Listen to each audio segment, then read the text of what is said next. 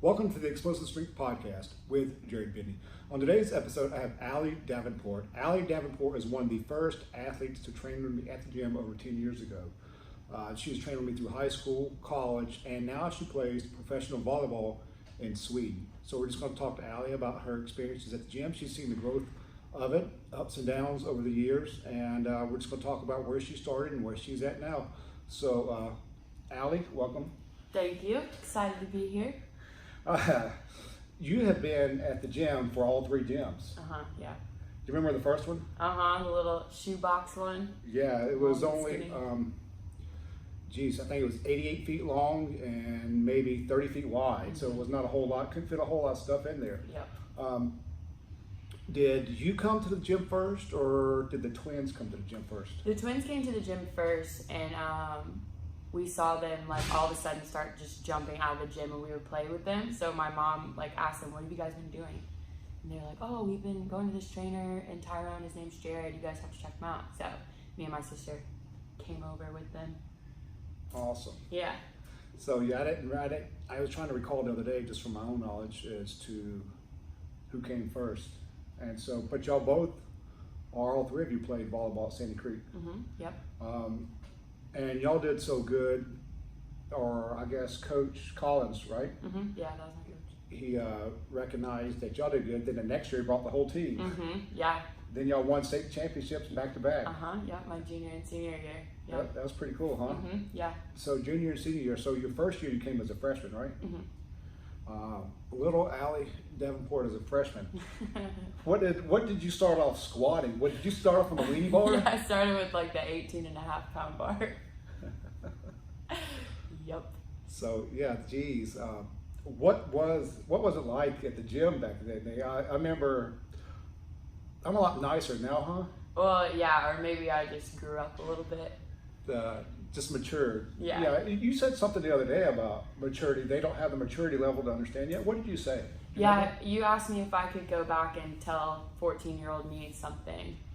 And I said that I would go tell myself to be more mature because I just didn't have the maturity level then to really work hard and push in the gym, push weight. What do you think made it click? You know, because I remember one day we had me and your dad had you balling. There were multiple times you guys made me cry. But back then there was not a whole lot of people here, and yeah. We were just harping on you because we was wanting you to get it, and you said you wish you can go back and be more mature. Yeah, definitely. How would you make someone, or how could you help someone that does, like that girl you saw here the other day with the softball team? She was looked like a young Allie as a freshman. She has this goofy personality that she wants to be better, but once you create this identity in yourself as far as being goofy, and you kind of use the goofiness to hide away from the weakness or the things that you're not good at. Because if you're not good, you try to run and hide in a certain way. Sometimes people will use that goofy mentality as a way to hide when they're uncomfortable. It's like a defense mechanism. So, but she came here a couple of years ago, and now she came back with a team, and you can tell the way she tries in her effort level. She wants to get better, but she's still hiding under that identity. You never had that problem, did you? Yeah, no, I don't think so. I think I was like confident enough in myself to, if I was struggling, I would just say I was struggling, you know. Yeah, I wasn't. they don't want to run. Yeah, it's okay. Like, you didn't start off the strongest person in the world, but no, we had to work at everything. You know, there are people that are naturally or have naturally God-given talent, and they don't want to work for it. Right. But those usually, most of the time, I've seen the talented people fall off because the people who work hard and they work at their sport, they end up actually passing the people that had the natural talent. Yeah, absolutely. So what would you say to that young Allie, instead of being mean, like making you cry like me and your dad did back in the day? How would you tell yourself it's going to be okay? You know, I try to tell people right now, Jared, I suck at jumping. Jared, I suck at this. I said, you don't suck at anything.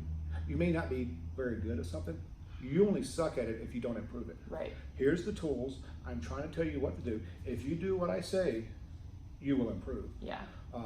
And then I'll try to get people like you're an example, like when you was benching 135 for reps in front of that girl the other day, that's in ninth grade. She was looking at you like, holy cow. But she didn't realize that y'all actually starting off, in a sense, she may be actually starting off a little bit higher than where you were. It's not about where you are, it's where you can go. And you can go if you're dedicated. So what would you say? Well, I think I was like her too in a way of like, because when I was first starting out, or even like once you moved here, there were girls like Katie who went to UGA, and a lot of just really strong girls that I would look at and be like, well, I will never be as strong as them. And like, it wasn't necessarily something I was embarrassed about. It was just like kind of a complacency thing. And I didn't understand that, you know, everyone starts from their own personal bottom, you know, and everyone is different, and it doesn't matter where you start. It matters that you keep working at it and keep going. And I think also if I maybe talked to Katie, because after I talked to that girl and she saw me pushing weight, she did her first set of incline with no weight on the bar. And the second set, after you told her like, oh, Allie used to be so weak, and she started adding weight to the bar, and so did her friend. So, and I didn't even tell them to. Yeah, exactly. That came from with her. She was like, yeah, I think I'll put some weight on the bar. And I was like, good girl, like go ahead. So yeah, I think exactly. I think just understanding that everyone's starting point is different, and it doesn't matter where you start, it matters where you keep going to. Yeah, it's kind of like everybody starts off on a on a staircase. Yeah. You may be at the second to the bottom step, and you may have another girl that's only 2 steps away from the top. Exactly. But if you work, you'll climb your way up the steps. If that person that's already at the top does not work, they're not going to reach the top platform. Exactly. So just because you're not the best athlete where you are now, don't mean you cannot be the best later. Yeah. And so I think if you just take one day at a time, one training session at a time, and be consistent with going, whether you want to do it or not. You had to go to volleyball practice whether you wanted to or not. So you just keep doing things, even if you don't want to. I think ultimately you will reach the top. Yeah. You may not make it to like you did at the professional level, but it depends on when you start. You started off in ninth grade and you've been consistent through the years. I think you had good parents that helped you do that, because they wouldn't let you, just like the twins' parents. If they missed, Sharice was going to be yelling at them. Your parents were the same way. I could do the same thing with Brandy's parents. Yeah. Never had the problem with Lasky. Lasky, I guess he got beat as a kid because he was scared to best to work out even if he got to high school. But I think it's a combination of you learn how to work. What's your top bench? You were in here doing 135 for reps. Have you ever benched 165? Yeah, I think my max was 165 over the summer. So and that's before you went off to Sweden, right? Yeah. Let's go back to high school. So we were in high school. You started coming here as a freshman. Weak as a baby deer. Yeah, I still remember my first time I came. We did trap bar deadlift, and I rounded my back and I pulled those 2 muscles. Oh yeah, you heard something pop, you started crying. I started crying. I was like, I'm never coming back here. A week later, my bow was back in here. My parents made me come back. That's awesome. We did the prowler a whole lot at the old place. Prowler challenge. Oh, outside too, because there was no room in here. Yeah, and so we had to do a lot of stuff outside. Yeah. So that was kind of fun.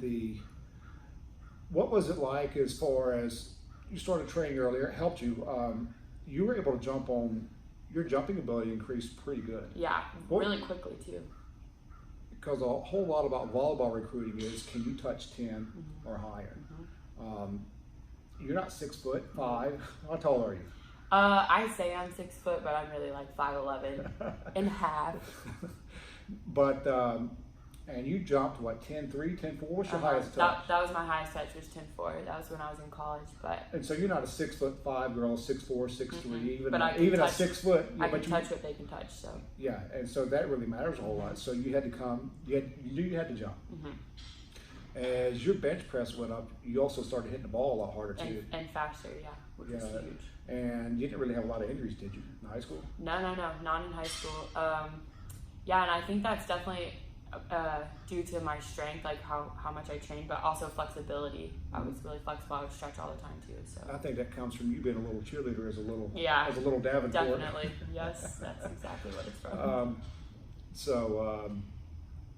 We grew up then, you was able to jump on 45-inch box, touch 10-4 in high school. Now, how did that play into recruiting? How did you start, when did you start getting recruited to go play collegiate volleyball? So the recruiting process for volleyball is a little different than the other sports because it starts really early. Like when I was a freshman in high school, I started sending letters to colleges. Mm-hmm. And they'll start coming to watch you play your freshman year, and then you start going on college visits your sophomore year. And they can offer you at any time. I heard about this one girl who was like in 8th grade and she had committed to college. So what do you think they're looking for? Have you ever been on the recruiting side trying to recruit, or?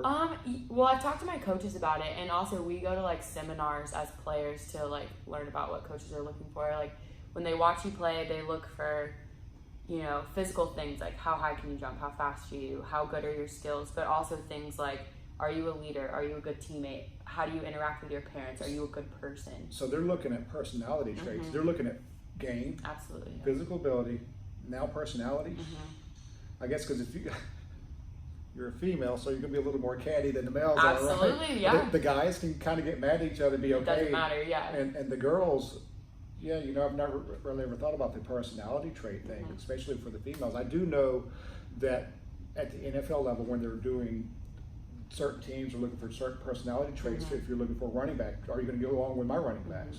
And so I didn't really think about it. That's probably a big deal in collegiate sports for females. Absolutely, yeah, it's huge.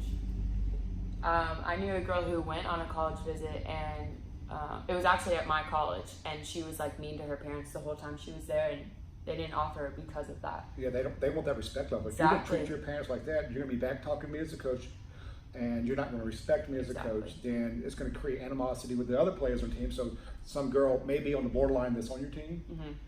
and they see that girl talking to the coach, then she's going to think, exactly. then it's going to start just a whole downward mm-hmm. spiral for the team, right? Exactly, yeah. So how did you get to Chattanooga? What led you there? Well, so the recruiting process was crazy. Especially being so young, like getting letters at 15 and 16 years old, deciding what college you're going to go to and play for, it's a huge decision. That's 4 years of your life that you're pretty much signing away.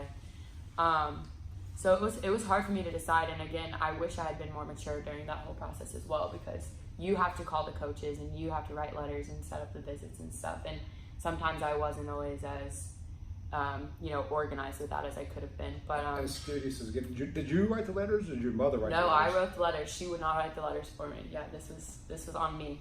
But I know some parents do, which I don't think is a good thing. But so when it all came down to it, I was deciding between Notre Dame, Georgia Tech, and UT Chattanooga. And I think what made me decide to go with UT Chattanooga were a couple things. It was like not home, but like not too far away. It was close because you're a homebody. Yeah, I like home. I like my parents, and my parents like to come watch me play. So it's just a 2-hour trip. I loved my coaches and like what they're about. My teammates, the girls that I met, were awesome, and it just overall felt like a good fit. I knew that I could start my freshman year and help build that program up to a championship program, and we did. So it was a good decision for me. So it helped a lot of change, huh? Mm-hmm, yeah. Now, as far as what was y'all's training like, as far as the physical performance side of it, not the skill set side? Right. Well, we went through a couple trainers while I was there. My first one, I don't want to like talk poorly about him, but I don't think he knew how to train girls, or especially girls who have to jump all the time, because he was also the wrestling weightlifter. So we never did anything like Olympic lifts. We did body weight things or dumbbell things. We never squatted or benched or anything like that. So there wasn't a lot of growth my freshman year in the weight room. But my sophomore year, we got a new trainer, and she was intense. Like bodybuilder, she competed with like lifting competitions and stuff. She was intense, but she was awesome. We all got whipped into shape, especially that spring after my sophomore season. And I think I got my body fat down to like, it was at like 24%. I got it down to like 18, like in one spring and a summer. And then that junior season, we won the conference. So it made a huge difference. Not even just like getting stronger and stuff, but also she just killed us, and we were all dying together. And I think that really helped, like, help bond you together yeah, as a team. our mojo, and yeah. And so as the team got better physically and kind of bonded with the weight room area, what were y'all before the championship season? Did y'all have a lot of wins?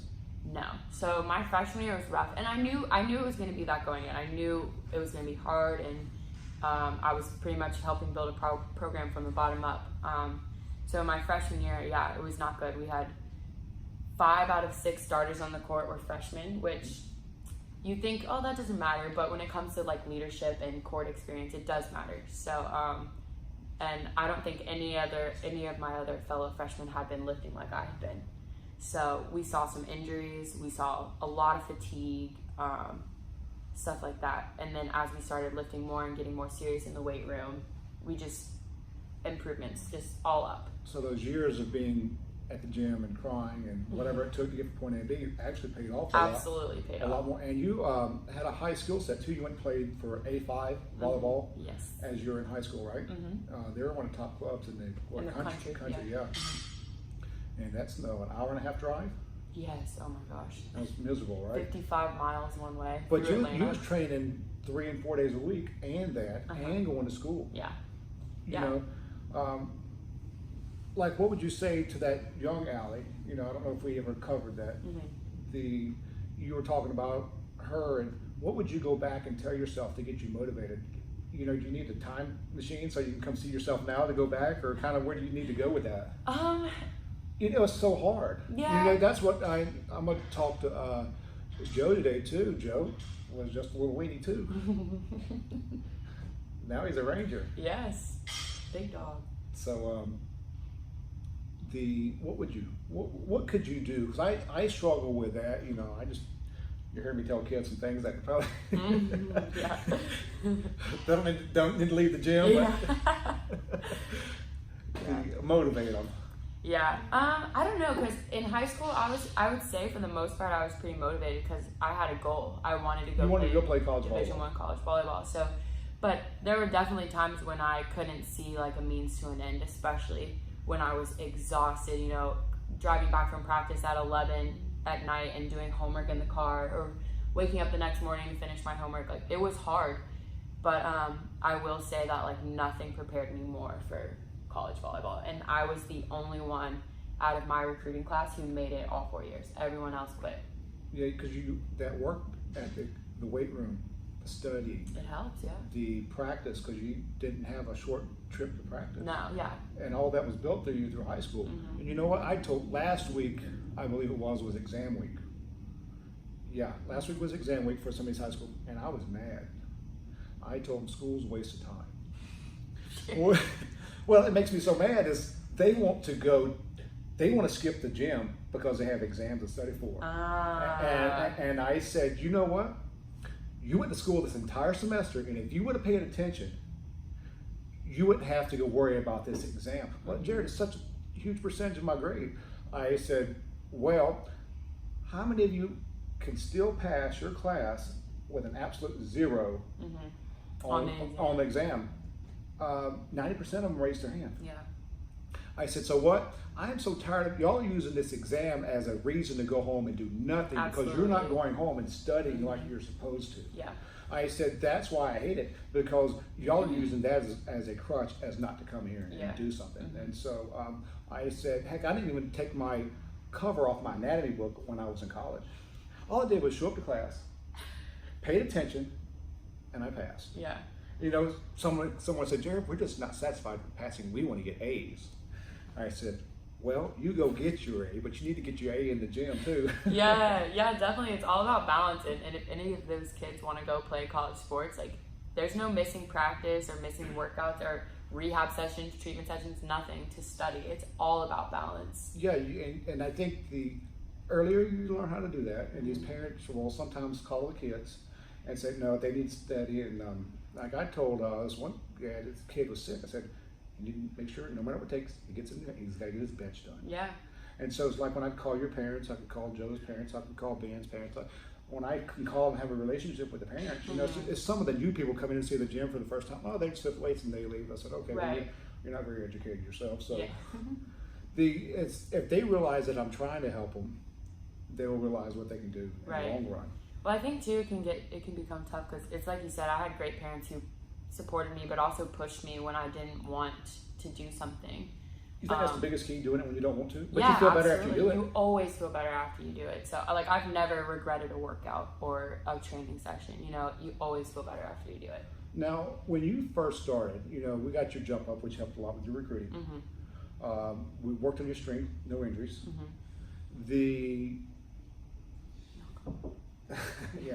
Knock was pretty loud on the thing. Yeah, sorry. We did all that, and you were pretty successful. Now you're off in Sweden. What's that experience over there been like? It's been an interesting one. I didn't really know what to expect going in because I'd never been to Sweden. I didn't know what the level was like. You went to school. We're in Georgia. You went to school in Tennessee. That's only one state away. Yeah, exactly. That's the next state over. Exactly. And so that's not you went a whole ocean over. Yeah, right across the pond. So. Yeah, I didn't know what to expect as far as like the language barrier or even just culturally how are the people and as you said earlier about girls can be catty. I didn't know if my teammates would accept me, you know, this new American coming over. But you look Swedish. Blonde hair. True. That is true. People come up to me and speak Swedish all the time, and I'm like, what? Sorry. Hey, just for the record, I tried to get her to learn Swedish before she went. I gave her app recommendations and everything. I still have the app. I just didn't use it enough. I don't even know if it turns on now. Yeah, but it's been a good experience so far. Like my teammates are awesome. Sweden's a beautiful country, and it's definitely a really good foot in the door for me to start my pro career. So I'm getting good stats, and it's been good. What were some of the things you were recognized over there? You were like player of the week, player of the year, or? So in Sweden, I got MVP of a couple of our games, and I think I'm the second or third like leading scorer in our conference right now. So it's pretty good. What was the other teams like? What was the culture like?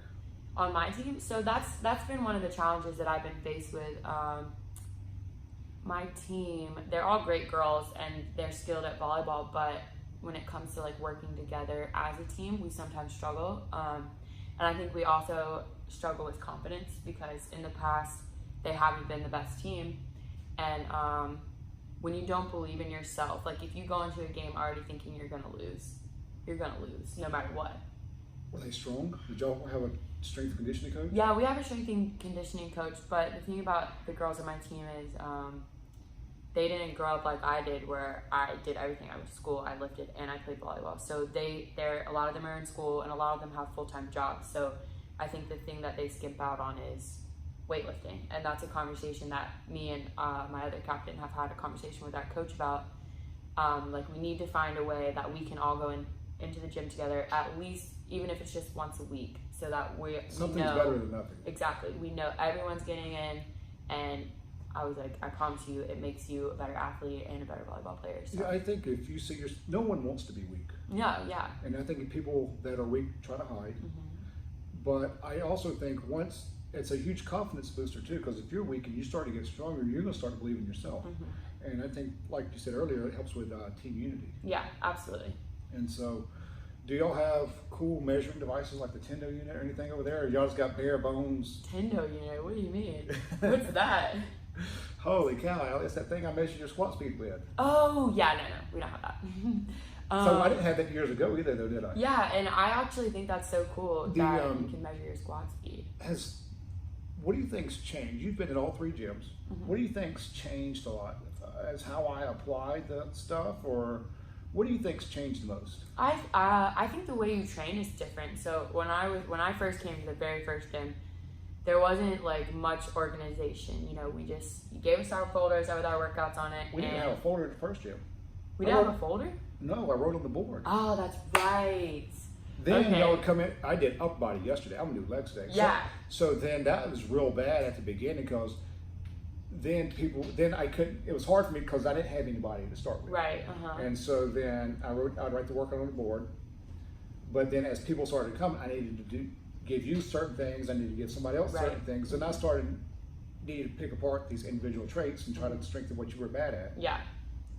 And then as more and more people got in, then I came out with the folders. Yeah. Or the notebooks where I had to write in it. Yeah, the notebooks. And then, I had the board there. Then I started notebooks at that first gym. I'd write everything that everybody was gonna do for the day, then they wouldn't show up. So my day of organization for that day was shot. And so once I got tired of writing in things, I sat there and I thought for maybe a month or so, how can I at least get this printed out so I can not have to spend so much time writing during the day than writing when people get there. That's how I came up with the folders with the stickers on. Okay, yeah, that makes sense. But we also don't do, just because it's on the sticker, we always don't do what's on the sticker. Right, Because I'll still, that's just a base so I can get some numbers on there for whatever your bench or whatever your squat is. And some of the accessory work, I may have you do some different accessories, and someone may do the accessories that's on the sticker. Yeah. So that's changed a whole lot. Yeah. Yeah, so I think then organization is huge, and also like how you, like, threes go, ones go. Oh yeah. So it keeps everyone on the same thing, and it makes it a lot more efficient, I think, too. So. Yeah, I don't think people realize the volume of people I deal with. Yeah. There could be 27 people per hour here. That's me. Yeah, exactly. And I've got to watch those people so I can make adjustments on the fly, and I can change things as we need. And I don't think that. And sometimes I have 6 people. Yeah. Sometimes I have 15. Sometimes it's 20. Sometimes it's 27. Like I've got 7 racks, and all 7 racks had 3 people in it the other day. Plus these 2 benches right here had 3 here on this bench and 3 here on that bench. So that's 21. I mean, when 24. I showed up, that was 27 exactly the other day. Yeah, all the racks were full when I showed up. Then you had to wait. Yeah, I had to wait. But that's because I was late too, so my bad. And so you have to try to figure out how to be organized, then how to individualize all those people at the same time. Right. You know, you may have some people come in, I may have some people incline only, and they have to incline first, where somebody else is benching first, and when you got all those racks taken care of, you're sitting there scratching your head, I need more stuff. Yeah. But then other times, you're sitting there and you've got more racks than you need. Right. And I was talking to Donna about that the other day. To be even more efficient, I would like to have every rack with 3 different bars. That way I can rotate bars and do different things a lot more efficiently, instead of having 2 or 3 different bars, to where when you got a certain number of people in here, they all can't use those specific bars. So the other day I had 6 people needing the same bar, and I was like, oh, geez, why did I do this? And so I kind of pull that on myself, but if I don't change what that person's doing, that person won't continue to change and continue to get better. And when you came back, we didn't do dumbbell jumps in the first place. When did you start doing dumbbell jumps? It was definitely at the second place, I remember that. And it was hard, but I think too, you have a better system of that too, because when I did it at first, it was only 20s. I only did it with 20s always, no matter how much higher I got. But now you go 20s, 25s, 30s, and I think it helps a lot. I like dumbbell jumps. Yeah, and seeing the number on the mat lets you know if you're good that day or bad. Yeah. And sometimes you come in, you feel bad, you actually do better. Yeah. You know, that's what I hate when people, I don't feel good, I'm not going to go to the gym because I don't feel good. But then they come in and break a record. Yeah, exactly. And so sometimes you come in and feel great, I feel great, and the numbers are not good. Yeah. And so you can't base anything on feelings. Feeling, I think if you take your brain out, leave it at the door, come in, let your body work, you'll be okay. And so we was getting you ready for Sweden, and was that the first time we started using that thing to measure your bar speed? Yeah, and we put chains on the bar too. That was the first time I'd ever done that. Oh, okay. Yeah. I'm just trying to figure out where we are in time, is trying to figure out where the thought process comes for training. And I think when I put you on the Tendo unit, like I had a kid the other day, he said the weight was easy. Well, you know, just like you, it's not, the weight may be easy, but getting that speed number I want is not the easy thing to do. Exactly. And I think that's what we are trying to really work on, your rate of force development. We have to change to slow you down at the top, but you need to be explosive off the bottom. Yeah, definitely. And so you had a squat to where you're faster at the top, slow at the bottom. So I put the chain on the bar, the slow where you were good at down, so I could work on where you were bad at the bottom. That makes sense. I always wondered why you did it. And so you would come in, Jared, this is easy. Well, no, you're not getting, I want you to get these 6s. Then it got hard. It's not hard doing the weight, it's hard getting the number. Yeah. And I think that's what people need to understand. It's about the numbers, if we're going for a certain or specific strength quality, you know, you got speed strength, you got strength speed, you got absolute strength, and you got reactive strength. And so depending on what I'm going for, kind of what you need to be explosive from a starting strength standpoint. And so from there, we had to work at a specific strength range in order to develop that physical quality in you so that you'd be good at when you were bad. Yeah.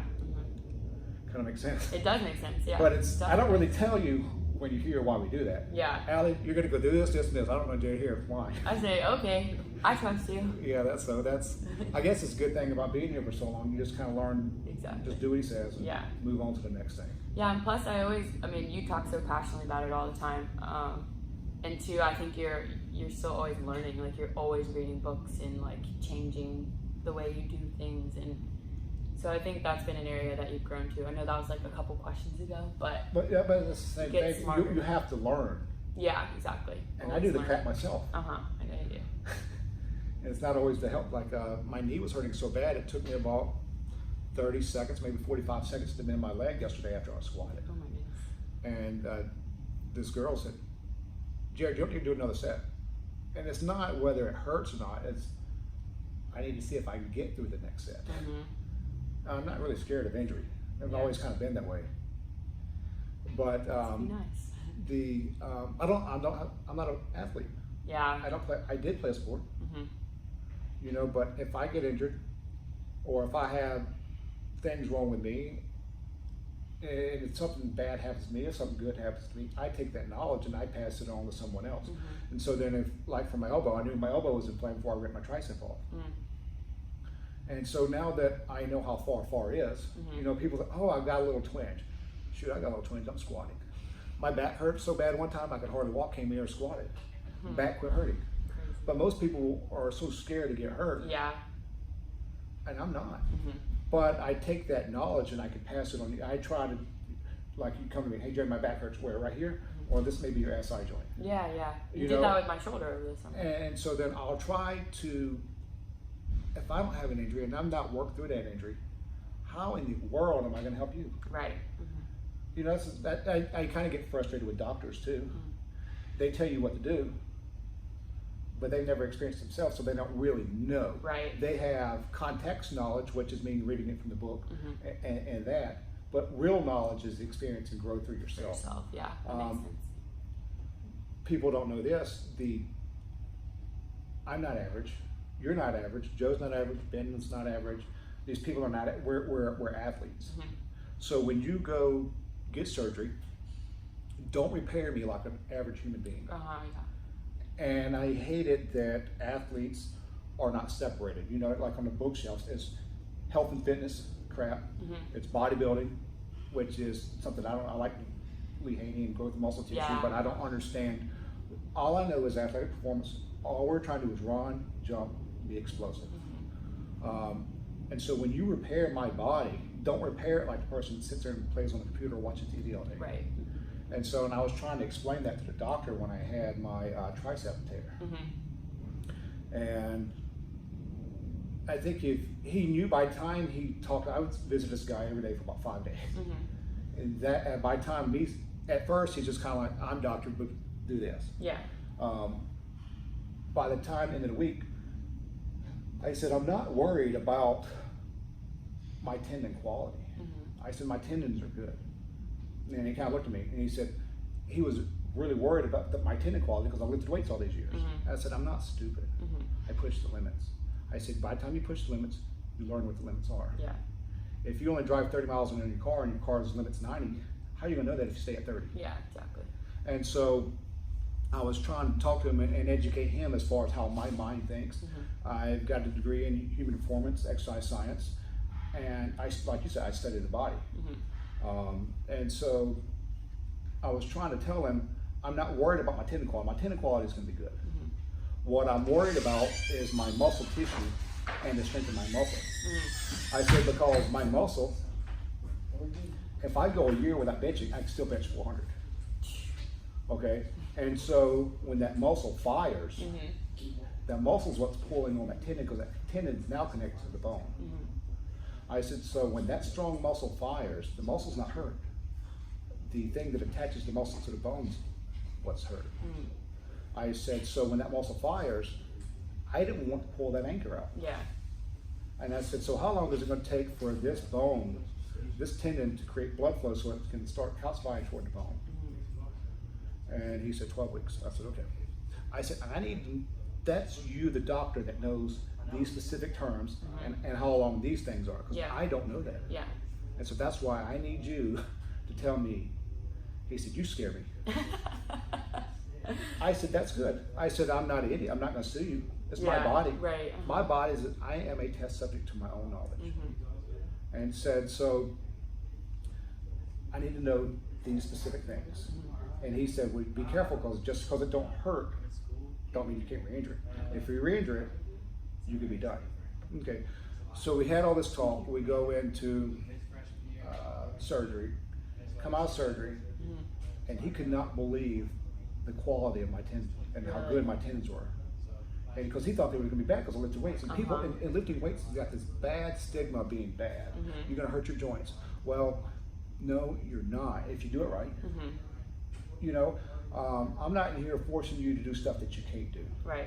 I'm always telling you stuff that you can do. You just got to believe in yourself that you got to be able to get it done. Exactly. We're not forcing you to get reps. I'm not standing behind you, picking you up to help you with the squat bar. You're sitting in that squat rack by yourself. Yeah. There's no spotters. You know, there's spotters when you bench. Yeah. But if you fail at a rep, do I force it out or do I pick it up? No, yeah, you pick it up. Yeah, I'm not forcing you to grind past where your limits are. Yeah. You know, your limit was that you couldn't do it. So why continue to force that rep out? Yeah. We're not forced reps. That's a bodybuilding method. And I need you, once you come to failure, to stop so we can get over to the next set. Right. And so after surgery, he then believed me because my tendon quality was good. So he came in after I kind of woke up from the anesthesia and stuff. He put 4 anchor points in for my tricep tendon. Okay. Average person, they put 1 in. Good. So he listened to you. Yeah, and then he started showing me on the video how he did 4 dots, kind of like on a diet, if you look at it. Then how he cross stitched them. Oh wow. To anchor that tricep tendon in there. Okay. And so then I asked Zach Lasky, which played, he was a fullback for the LA Rams. Yeah. He tore his Achilles, which is much thicker, much longer, and much tougher, and has to transfer a lot more force than a tricep tendon. Yeah. They put 1 anchor point in his Achilles. I said, Zach, you're an athlete, man. Yeah. And I asked Landon. Landon had a pec tear. They put 1 anchor point. But I get the thing in defense of Lasky and Landon is they did not think enough to tell the doctor what to do. Right. I didn't tell the doctor to put 4 anchor points in him. Yeah. I just made him think. Yeah. I didn't tell him what to do to my body. I did joke around for him, and I said, hey, look, attach my tricep tendon just a little bit, 2 or 3 centimeters longer down here on my bone, so it gives me a greater mechanical advantage. So when I go back to bench press, I'm actually stronger. Right. And I said, no, don't worry about that. Just let him know that I'm thinking. Right. Which made him think. Yeah. And so I'm not back to where I was, and so there's some different parts of it, but I'm still able to push. Right. I'm still was able to do 80 pounds of chain on each side, 300% the 7 the other day. Wow. All right, so I'm not weak. Yeah. And it's still there. Yeah. I'm just glad he listened. Yeah, because definitely. I think he knows how to repair it, because that's the fun part about being a surgeon, is to repair it and going into surgeries and things like that, because I would like to do that. I like to repair the human body on the surgical level. I'd really armor that body up a little bit. Yeah, there you go. But I think that was good. You know, we just created a relationship with the doctor. Yeah. And I told him after a month of going to physical therapy, I'm not going back. Oh my goodness. Of course you did. Of course I did. Why? I know how to rehab myself. Okay. Fair enough, I guess. I already asked the knowledge I need to, how long does it take for these specific qualities to adhere? Yeah. And so you even think I'm nuts. I said it was, no, I'm not going to physical therapy. Yeah. They treated me like an average person. Yeah. My range of motion and everything else and my strength of my tricep was so far ahead of schedule from whatever, they got to follow this protocol. Okay, if I'm a physical therapy, I'm been awarded whatever my physical therapy license by a certain board. You have these certain standards. Like if you work at McDonald's, you cannot create this special hamburger for you. Right. You can't go do this for this special person. Okay. Yeah. So they treated me again like I'm an average person. Right. And I was healing and repairing at a much quicker rate than what they were. So they told me not to come back for a couple of weeks. So when I told me not to come back for a couple of weeks, I didn't come back at all. Yeah, I wouldn't either. What the heck? Okay, because my so it was just like, okay. And I told our doctor, I said, no offense to them, people do need physical therapists, but Jared don't. Yeah. You know, but if I were recommending physical therapy to you, Yeah. I recommend it for you, but I wouldn't recommend. You know, Yeah. I like to know myself. Right. Well, that's one thing I liked about college too, is like our trainers are right there with us, and when we get hurt, they can specify our rehab specifically for us. Yeah, So I think that's when you're throwing in the general population. And I went to general physical therapy because that's where the doctor told you to go. right. Okay, I want to go to this physical therapist that does athletes. Right. They have an athletic. I don't even know if there's a such thing. Right. You know what I'm saying? There was this strength coach, Charles Paulkman, that just recently died. He was overseas, took his kneecap, dislocated his kneecap, went to the middle of his thigh. The doctor told him it was going to take him 6 months to walk. Oh my gosh. His daughter, this guy was a genius, and he knew how to heal quicker. And so I think that's the huge thing in training athletes. If you tear your ACL in May and I get you to play in the fall, that's a huge advantage on your part. Yeah. Okay, and so you need to seek out those people who can do that specific thing. And so what this guy did, his daughter wanted to go to the U.S. Open, so he was walking in 6 weeks. Oh my gosh. But he knew how to recover at a quicker rate, and sometimes he would tell the doctors what to do. Wow. And so the more you know your body, the more you study it, the more you can help others. But if I prescribe you to do the same thing that I did and you get hurt, I could get sued. Yeah. That's why I tell you kind of the go-to thing, go to physical therapy. Yeah. But I'm sitting there saying, I wouldn't. Yeah. Because I'm not going to sue anybody. It's my Right. body. It's my life. It's my choice. Yeah. But my choice is to learn what is the limits and what I can and cannot do. And listen a little bit. If my elbow hurts, I don't want to blow it off again. Right. Maybe the left one, because the right one's already been torn. But you know, so I think that's the thing. But you've never had an injury, so you don't. Sometimes when these athletes get injured, it's kind of hard to come back from that injury. Yeah. You know, they got that mental block. Did you have Absolutely. any girls like that on your team? Well, my sister was like that, but going along with what you said about knowing your body, I did have an injury in college. I tore my labrum, my hip labrum, and when I went to see the doctor who like specializes in them, he read my MRI and he was like, "Well, there's two options. You can have the surgery. You know, it's like a 6 to 8 month recovery, pretty much just like tearing your ACL." Or if you really are opposed to having surgery, which I was, he was like, you can try, but I have a feeling you're going to be back in here in 2 weeks, like scheduling surgery date. He was like, I've never had an athlete who tore her labrum and was still able to play pain-free. And here I am, 3 years later, pain-free. You know, it's just about rehabbing and Being smart about it. Exactly. And knowing, yeah, like you said, knowing your limits. And I did not want to have surgery. I was adamant about that, and I didn't need it. Well, I'm glad you didn't have surgery. That's good to hear. And I just read some medical research articles lately. Really? People getting their labrums repaired are actually worse off than people who. So you're actually better off not repairing it than you are repairing it. Yes, my roommate, she tore her labrum too, and she tore it, had the surgery, and that was part of the reason I didn't want to have the surgery, is because she never really came back the same. Like, she still had pain, and she retore it. Yeah. She retore her labrum, so it wasn't worth it. And so, yeah, that's what I would recommend for people. If you got a torn shoulder labrum, hip labrum, don't get it repaired. I can figure it out. I'm not a doctor, but I can help you prevent surgery. But you're living testament too. You don't have to get it fixed. No. Yeah. And the research shows, and the medical abstract articles, whatever I read, says people who do have the surgeries for labrum, whether it be a hip labrum or a shoulder labrum, are actually worse off later on. Yeah. And so I think there is a pain phase that you have to go through. Like you had probably hip phase. Yes, You got a shoulder phase when you have a labor surgery. I like Brandy. I like to talk to Brandy because Brandy had shoulder labor problems. Okay. To see kind of, I think she had surgery. Okay. But I think there's a pain phase, and I don't know, but I think so. I'm thinking this, and I think there's a pain phase to it. And once you get to that pain phase, I think that it's okay. Just like when you're training or whatever else you're doing in life, whether you're going through rough times, everything's a phase. Right. How long that phase is, don't know. Yeah. But I think once you come through it, you're better off. Right. It's about how you adjust to it as well. Yeah, and I think that pain phase makes you, no matter what you're doing, it makes you a lot better person. Absolutely. Your hip replacement is probably a lot better than the other healthy one. Yeah. Don't know, but give me a little microscope. Maybe set me a little medical lab back over here and see what's frequently done.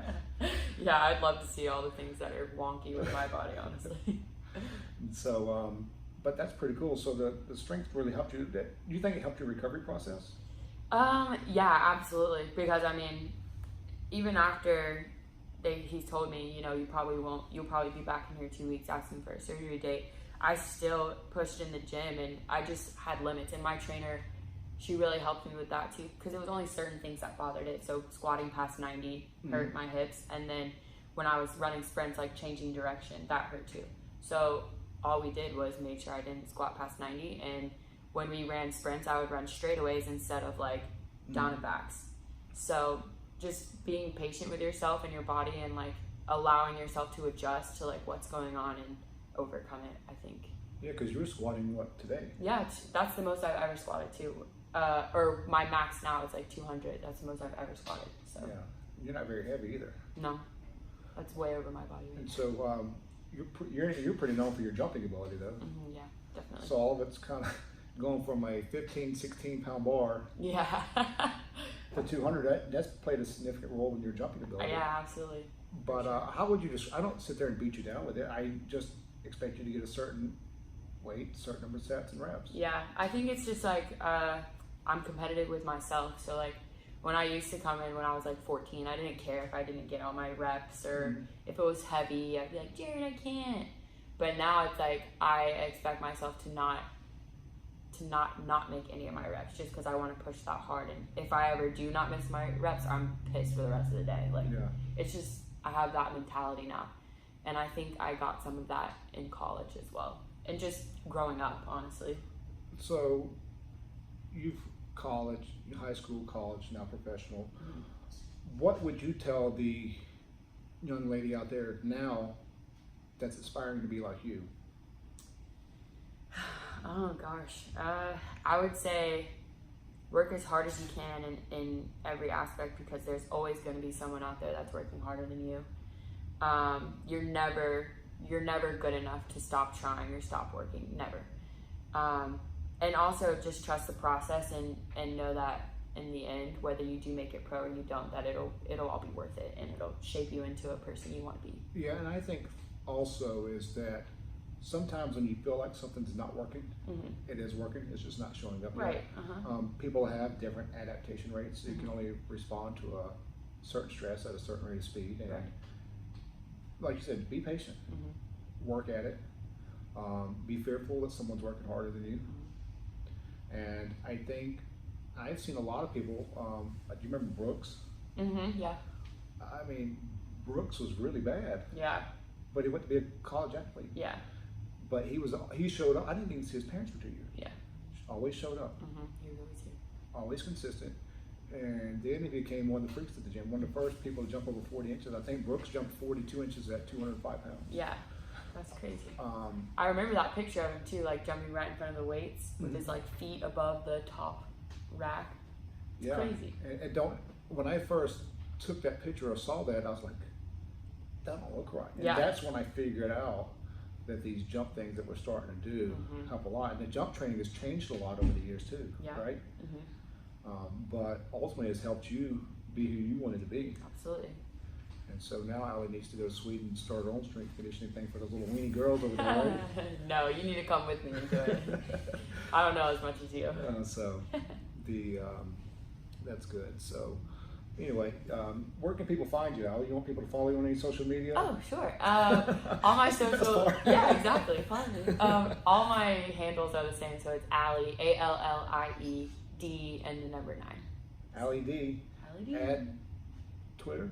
On Twitter. Twitter, it's the same. Allie D9. Instagram. Allie D9. No website yet. No website yet. What is there a website that people go to look at for volleyball training? And what would you recommend for volleyball training for these young people? Goodness. I Did recommend. you study? Was there stuff to study for that, or did you just have to go? You have to find this good coach and trust that coach. Yeah, exactly. You gotta find good coaches, and that's why I drove so far north when I was in high school, because that was the best club. That was the best opportunity for me to be the best volleyball player I could be. When did you start volleyball? Because you started off as a little cheerleader. I was 10 when I started playing volleyball. So you played volleyball at I didn't realize it was that young. Mm-hmm. Yeah, I've been playing volleyball for longer than I have. So you were a 2-year-old cheerleader and switched to volleyball at 10. Exactly. Swimmer, gymnastics, cheerleader. Oh, t-ball. I played t-ball for a while. You know what? I had a phone conversation with a parent the other day. Mm-hmm. I told them the prices, what it costs to come here. Mm-hmm. And they're like, well, I said, this is only for the serious. Yeah. If you're serious and you're dedicated, you will pay it. If you don't, see ya. Absolutely. I'm not, and I had a parent come in and say, I like the way the price is structured because it keeps out, if it was any lower, it would allow a lot more people to come in. Then I would get people that were not serious. Yep. Then that would distract. It would mess it up for everyone else. The serious. Yeah. And so, and I tried to tell, look, I said, I'd never seen a kid. I don't know the kid's physical quality. I said the best thing that you can do for this 9-year-old kid, if he plays football, don't have him play football year round. I would throw him in gymnastics. Yeah. I'd throw him in soccer. I'd throw him in basketball. I would throw him in wrestling. You pick 3 or 4 sports, have that kid do it for 2 or 3 years. They'll develop some physical qualities from those different sports. Yeah. They'll get stronger doing gymnastics because basically general preparation, body weight exercises. They got to do pull-ups, they push ups, they do a lot of pushing and pulling. Yeah. You'll develop physical qualities from that. Not only that, you also pick up hand-eye coordination, different neuromuscular tasks with different sports. Right. I said then by the time they get 12 or 13, then you can start being more specific toward football. Then you can start being more specific towards play a kid. Quit this baseball crap year round. Yeah. Quit this football crap year round. Yeah. Quit volleyball year round. You don't have to do that. At the younger they are, you cannot tell me this 8-year-old kid has aspirations to go to UGA. Right. That was placed in their head from their parent. Their parents, the kids watching crap on TV. You go over to Sweden, they're not growing up watching NFL football. They have no clue what it is. Yeah. An 8-year-old they only know what their parents tell them. Yeah. You know what I'm saying? So your job as a parent is to place these kids in different sports. If you specialize them as quarterback, Yeah. they're not going to know any other skills, and they're going to be screwed later on. Right. And you get burnt out as well. Yeah, look at these high school quarterbacks that grow up to be receivers or running backs, Right. or they may go play defensive back. You know, just because you play quarterback, you may be playing a totally different sport in college. And if you lack the skills or these physical qualities from these other things, you're going to be behind. Yeah. But if you go watch a good college athlete, they're going to be good at freaking basketball. Yeah. Ping pong, darts, some ridiculous sports that you don't even know, Right. just because they picked up these motor patterns from these multitude of different sports that they played in. And so that's very interesting that you did all that stuff played a role in your athletic performance. Absolutely. And then the mind grinding as part of the consistent work ethic. The stupid school. I hate school. School gets in the way of sports. Now you don't have to worry about school. So, you know, you got homework, all this nitpick stuff. These kids have so much homework nowadays. Yeah. It's ridiculous. Quit overloading these kids, teachers. Yeah. Your mom's a teacher, so she's going to get a kick out of that. No, she doesn't overload them though. She's very. But it's frustrating. Let these kids train. We need schools for sport athletes, and we need school for general population. I agree, and they have schools like that in Sweden, you know. Oh, they really? Have a volleyball high school. They have a handball high school. Yeah. See, why are they so much more advanced? Yeah. That's my thought process, and I just came across it right now. Yeah. Then you said they had that in Sweden. Jared, hey, see ya, Georgia. Jared's picking up going to Sweden. So, yes. But that's cool. Yeah. Because the athletes, it's like me and the doctor situation. We're different. Yeah. And if you're going learning how to repair you go learn how to repair a Prius and I give you a BMW, what are you going to do? You're screwed. Yeah, you're not going to know what to do. You know what I'm saying? Yeah. And so you have to have multiple skill sets. You know, Right. I think these doctors need to learn how athletes. Okay, this athlete applying this force needs maybe this number of anchor points, and these specific things. You know, Right. but I think sometimes when the research. Last year, I read a research article on jumping with dumbbells or external load increases vertical jumping performance. That was last year. Mm-hmm. We've been doing freaking dumbbell jumps for 80 years. Forever, yeah. So if I would have waited for the research to come out, Mm-hmm. we would have been screwed. Yeah. Mm-hmm. That sucks. Yeah. And so sometimes what your brain or your heart, so sometimes you do those little gut feelings you have are actually right. Yeah, absolutely. And so then what I do is we have test week. Everybody hates testing. Uh-huh. I made you run 40s. I like testing, but I hate 40s. But I need to know that what I'm doing, I'm an athletic performance gym. Yeah. I need to know that all this crap that I had you do all month long that you somehow didn't want to do sometimes, Yeah. did it work to produce this result? Right. You know, you look at the gym, this part of the gym right here, my little lab. When we come over here to work, we're going to tweak around this, and we're going to go to the turf at the end of each month, and we're going to test to see if this stuff came out. Mm-hmm. We're not sitting there working on ladder drills, 40s, and all month. We're over here using the weights to improve our performance. It's kind of like if you take my car, you can just drive it as many times as you want to. I can put some cones out in the park line. You can get really good at driving around and going a certain distance in my car, or you can go from 0 to 60. But you can press on the gas fast. That car is only capable of going as fast within that short distance period of time based on the horsepower that it has. Right. So if you're weak, and I was talking to baseball people, if you're weak, you're slow. Yeah. If you're weak, you can't throw. You know, and some people will improve their performance just by walking by a weight room. They're so bad. Yeah. But no, that's pretty good. I didn't realize that they had that in Sweden, and I didn't realize that you played t-ball and all those little things when you were younger. Yeah. I think that's kind of cool. Kind of goes hand in hand with what I was telling that parent the other day. Yeah. So Definitely. Well, anyway, if you want to, you can follow Allie D9 on the socials. If you have any questions, feel free to email me at info@explosivemechanics. You can message me on Instagram @explosivemechanics or on Twitter @explosivemec. Hey, thanks for listening and watching. Y'all have a good day. Thank you. Bye. Good job, Allie. Woo! Not too bad, huh? Joe had to wait.